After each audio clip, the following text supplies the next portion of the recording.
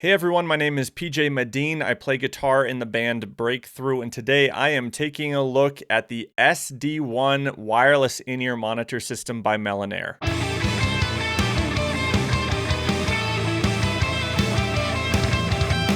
Melonare's SD-1 is advertised as being able to offer the options of mono and stereo signals. It offers one mix that can be shared between two body packs, 10 channels, and 200 feet of range. The plan for the video today is that I'm going to show you how the system works, we'll check out how it sounds, we'll assess the latency, and then I will let you know what I think. Let's start by taking a look at the transmitter's features. Left to right on the face of the transmitter, we have the mic in, your headphone out, the volume dial that controls the volume level for your left audio input, your left and right frequency changing buttons, the set button, which controls whether or not the transmitter is transmitting in stereo or mono, and then the right volume dial, which controls the volume level of the right input being run into the transmitter. Then we have our power button. On the back of the transmitter, we have the input for power, a mix out. We have volume dials that control the level of the signal coming into the transmitter.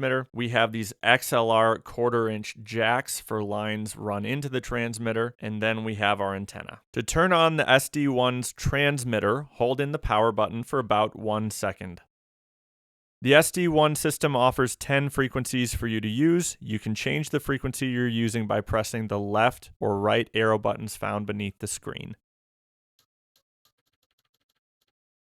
The set button controls whether or not the SD-1's transmitter is transmitting in stereo or mono. You can change whether or not the body packs are receiving in stereo or mono, but be aware that if the transmitter is transmitting in mono, the body packs will only receive a mono signal regardless of what you have them set to receive. And again, the volume dials on the left and right simply control the volume levels of the left and right signals coming into the transmitter. And now let's take a look at one of the body packs. On the top of the body pack, we have the output for your headphones, the power button, and a volume dial. On the back, we have the belt clip. On the front, we have our screen and the battery compartment. To open the battery compartment, hold in the tabs found on either side.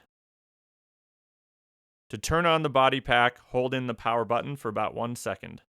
You can see that it's telling you the frequency that you're using. You have the battery power indicator, and then you have this S just to the right of the battery power indicator. That tells you whether or not the body pack is set to receive in stereo or mono. To change it from stereo to mono, press the power button once.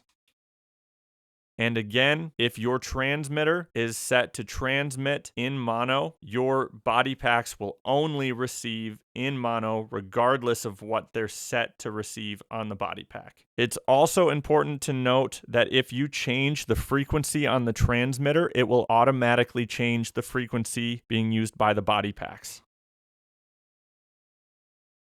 To turn off the body packs, long press the power button.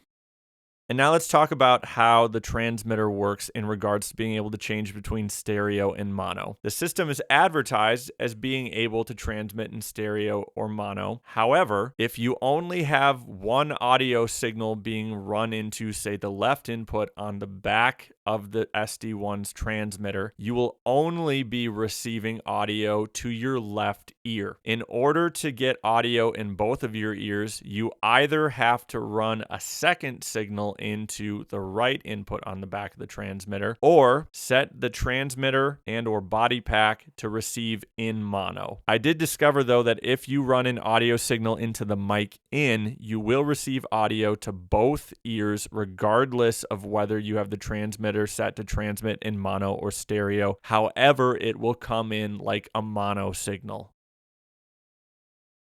For this section of the video, I will not be using my microphone to mic my voice because I only have two inputs on my audio interface and I need to use them both. For the assessment, I will be using my Music Man JP7, which I have running into my KSR series preamp via Rattlesnake Cable Snakehead cable. I will be using the clean channel on the series today. I'm running the series into my Flamma FS07 cab sim, which has stereo outs. From one out, I'm running a line directly into my audio interface. From the other out, I'm running a line into the SD-1's transmitter, which is transmitting to into the receiver. I'm then running a line from the receiver into my audio interface. So I will be recording one thing using my guitar, but my DAW is going to be recording it as 2 tracks. When I'm done, we'll take a listen to both and see which one of either offers the better audio quality, and then we will assess the latency. All right.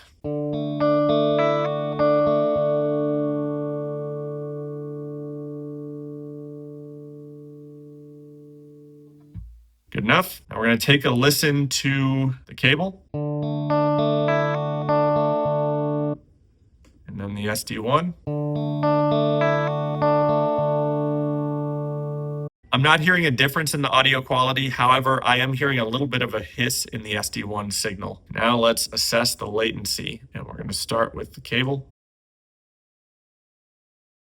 Starts at 0:55, 341. Let's take a look at the SD-1. Starts at 0:55, 348. So about 7 milliseconds of latency, which is not terrible. I'll record a track just using the SD-1 to see if I can feel the latency.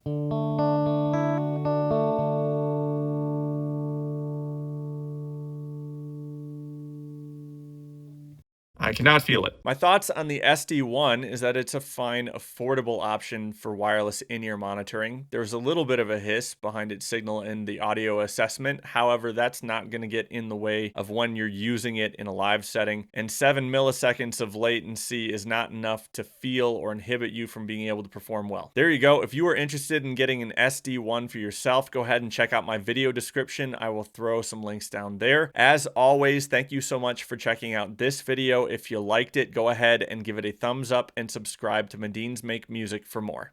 Thank you.